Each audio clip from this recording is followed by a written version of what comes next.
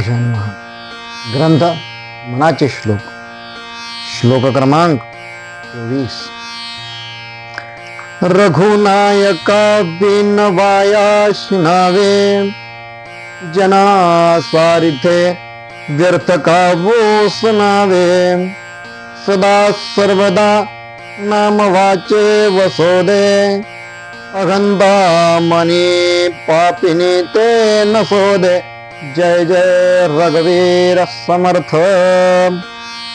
ते समर्थ आपल्याला असं सांगतात आहे की तुझ्या मनाला, म्हणजे प्रत्येक या मनाचे श्लोक म्हणजे असं वाटतं की प्रत्येक श्लोकामध्ये समर्थ त्या मनाला जणू काही प्रार्थना करतात की हे मना. आणि कारण आपल्याला माहिती मन हे अत्यंत चंचल असतं.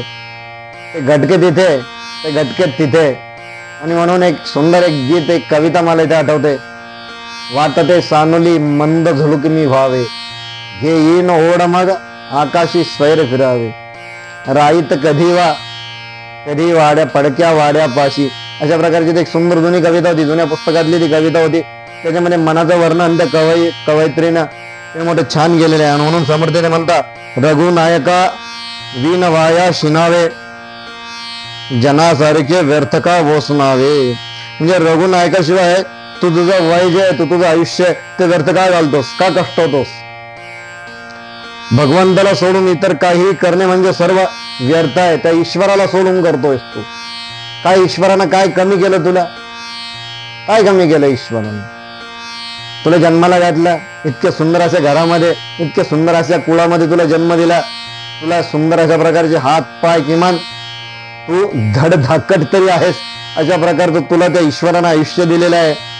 पण तरी त्या ईश्वराला सोडून काही करत नाही म्हणजे सर्व व्यर्थ आहे. आणि भगवंताला विन्मुख असणाऱ्या लोकांप्रमाणे व्यर्थ बडबड करू नये. जे भगवंताला विन्मुख असतात ते व्यर्थ बडबड करतात. की जसं मुलगा वडिलांना म्हणतो, तुम्ही आमच्यासाठी काय केलं? वडील म्हणतात, अरे बाबा मी तुला लहानसं मोठं केलं, मी तुला शिकवलं, मी 2 वेळ एखाद्यास कदाचित मी उपाशी राहिलो पण तुला 2 वेळेचं अन्न तुला पोटभर. हे काय केलं बाबा तुम्ही? हे तर तुमचं कर्तव्य होतं. मग अशा प्रकारचा तो मुलगा जेव्हा वडिलांना उत्तर देत तेव्हा वडिलांना काय वाटत असेल? तसं मग जेव्हा आम्ही त्या ईश्वराचं, बरं ठीक आहे ना, ते ईश्वराला काही नाहीये, काही घेणं देणं नाही तुमचं त्याचं नाव घेतलं काय किंवा न घेतलं काय. आजही अशा प्रकारचे अनेक या जगामध्ये संत महंत आहेत की जे एका पायावरती त्याचं नाव घेत उभं असतात. दुसरी गोष्ट, त्या ईश्वराचं महत्व मी तुम्हाला 1-2 मिनिटात असं सांगतो की जसं पोटामध्ये भुकीची जाणीव झाली की अन्न पाहिजे असतं, भूक लागली की अन्न लागतं, घशाला कोरड पडली की आम्हाला काय लागतं? तहान लागती, मग त्यावेळेस पाणी लागतं. म्हणजे अन्नाच्या अभावी आणि पाण्याच्या अभावी ईश्वरानं जी संवेदना आमच्यात निर्माण केली, ज्याला आम्ही तहान आणि भूक असं म्हणतो, की ज्याच्या अभावी आम्हाला त्या दोन्ही गोष्टी हव्याशा वाटतात आणि त्या मिळाल्या नाही तर जीव कासावीस होतो. तसं एखादी तरी गोष्ट अशी ईश्वरानं निर्माण केलेली आहे का की जिच्या अभावी आम्ही सतत ईश्वराचं नाव घेऊ? नाही गेली. अशी एकही गोष्ट त्या ईश्वरानं गेलेली नाहीये. आणि म्हणून रामदास स्वामी आपल्याला तेच सांगतात, अत्यंत कळकळीने सांगतात, रघुनायका विन वाया शिनावे. का तू तुझं आयुष्य त्याच्या विना वाया घालवतोस? आणि का तू त्या इतर लोकांप्रमाणे ज्यांनी कधी केला आणि शास्त्राभ्यास कोठे म्हणे जगी नाही देव मूर्ख, असं पूर्णवादाचार्य परमपूज्य डॉक्टर रामचंद्र महाराज त्यांच्या का अभंगात म्हणतात. अक्षरशः अशी त्यांना तळपायच्या मस्तकाला जाते जेव्हा अनभ्यासी शास्त्री, जेव्हा लोक असं बोधतात तेव्हा त्यांचा जीव सुद्धा कासावीस होतो. आणि तसं जिथे समर्थांचा जीव थोडा कासावीस झालेला आहे. आणि ते भाषे सांगतात, सदा सर्वदा नाम वाचे वसोदे, अहंता मनी पापिने ते नसोदे. म्हणजे भाषा हे बोलण्याचं वैशिष्ट्य, माणसाचं बोलण्याचं वैशिष्ट्य म्हणजे भाषा आहे. ती कशातनं दिसते? ती त्याच्या व्यवहारातनं दिसते. आणि म्हणून ही शक्ती भगवंतानी जी आम्हाला दिलेली आहे ती भांडणागारीसाठी दिलेली. भाषा संस्कार आहे. भाषेवरती संस्कार करावे लागतात. ज्याप्रमाणे एखाद्या व्यक्तीबद्दल आपण चांगलं बोललो तर त्याला आनंद होतो, त्याचप्रमाणे आपण जर त्या ईश्वराबद्दल, अरे त्याला सुद्धा काने, मने, नाके, हृदय, डोळे, अंतःकरण रे, त्याच्या सुद्धा अंतःकरणाला पाझर फिरते. जेव्हा मी पुराणांचा अभ्यास करतो, काय सुंदर दाखले दिलेले आहेत. तसा तो त्या द्रौपदीसाठी धावून आला. बरं, तो काय एकटा फक्त मनुष्य प्राणीच मोक्षाला गेला आहे काय? मनुष्य जगात फक्त मोक्षाचा अधिकारी काय? गजेंद्र मोक्षाची कथा आपल्याला माहिती. पुराणात सुद्धा एक टिटवी उद्धरण गेल्याची कथा आपल्याला माहिती.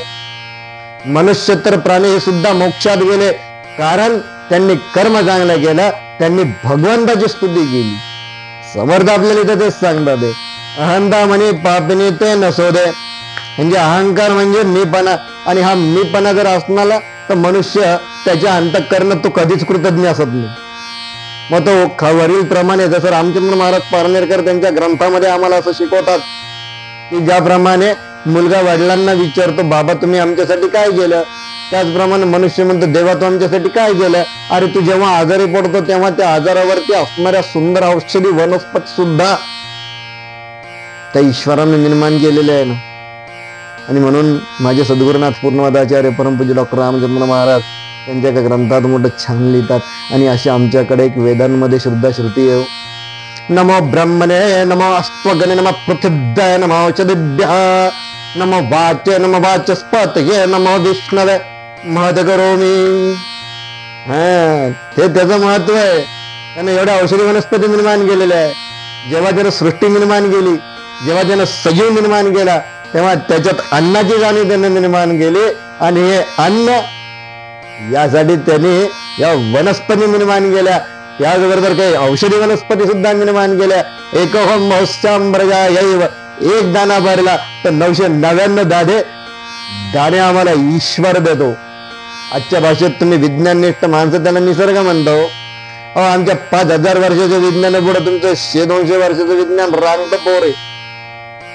कुठे 11 रुद्र आणि 12 आदित्य कुठे? हा एकच आदित्य तुम्हाला दिसतोय. आमच्या वेदांनी 12 आदित्य सांगितले, बाकीचे 11 आदित्य कुठे गेले मग? अरे लावा ना शोध विज्ञानाने. मग का लावत नाही तुमचं विज्ञान शोध? आणि म्हणून वेदांनी जे सांगितलं त्याच्यावरती आमचा विश्वास आहे. जे वेदांनी सांगितलं तेच पुढे संतांनी सांगितलं. त्या ईश्वराबद्दल किती कृतज्ञ होते संत. काय सांगतात ते?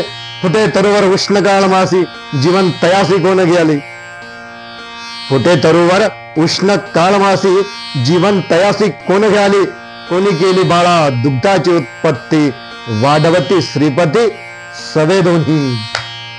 कोणी केली दुग्धाची उत्पत्ती? ते बाळ जेव्हा लहान असतं तेव्हा त्याच्या आईजवळ त्याचं अन्न असतं. म्हणून ईश्वरानं हे निर्माण केलेलं आहे. ज्या उन्हाळ्यामध्ये आजही आपल्याकडचं तापमान हे 38 अंशापासून 43-45 अंशापर्यंत पोहोचलेलं आहे. नुकताच शिशिर ऋतू संपून वसंत ऋतू लागलेला आहे. नवीन पालवी फुटलेली आहे, नवीन भर आलेला आहे. असा प्रश्न अंतःकरणात येतो की फुटे तरुवर उष्ण काळ मासी जीवन तयासी कोण झाली. ही कृतज्ञता ज्याच्या अंतःकरणात आहे ना, त्या ईश्वराबद्दलची हेच अशी भाषा वापरू शकतात. मग ते पूर्णवादाचार्य परमपूजनीय डॉक्टर रामचंद्र महाराज पारनेरकर असो अथवा राष्ट्रगुरु समर्थ रामदास स्वामी असो.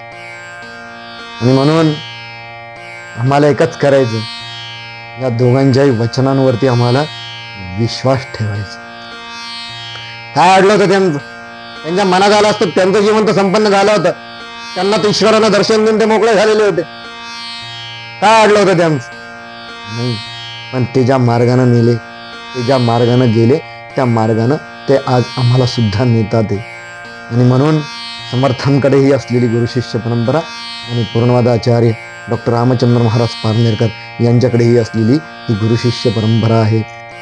जेव्हा शिष्य गुरुच्या पुढे जातो तेव्हा गुरुला खूप आनंद होतो, खूप छान वाटतं गुरुला. आणि रामदास स्वामींचं तर काय काय मोठं सामर्थ्य तर रामदास स्वामींचं. अनेकदा प्रभू रामरायाचं दर्शन, मारुतीचं दर्शन अनेकदा रामदास स्वामींना झालं. किती निष्ठा होती त्यांची. आणि म्हणून आम्हाला आमच्या जीवनाच्या सुखासाठी हा अभ्यास आम्ही करतो. आम्हाला कोणाची स्पर्धा करायची नाही. बस फक्त हा आमचा अभ्यास जो आम्हाला कळाला आणि या माध्यमातून मी आपल्यालाही सर्वांना अशी प्रार्थना करतो की जिथं कुठे चुकत असेल ना बाबांनो तिथे मार्गदर्शन करा. मी तयार आहे. हा पण अभ्यास झाला पाहिजे. अनंत कोटी ब्रह्मांड नायक राजाधिराज पूर्णमादाचार्य श्री सद्गुरुनाथ रामचंद्र महाराज की जय. श्री सद्गुरुनाथ विष्णु महाराज की जय. श्री गुरुदेव दत्त मंगलमूर्ती मोरया. पूर्णवाद की जय. जय पूर्णवाद. जय जय रघुवीर समर्थ.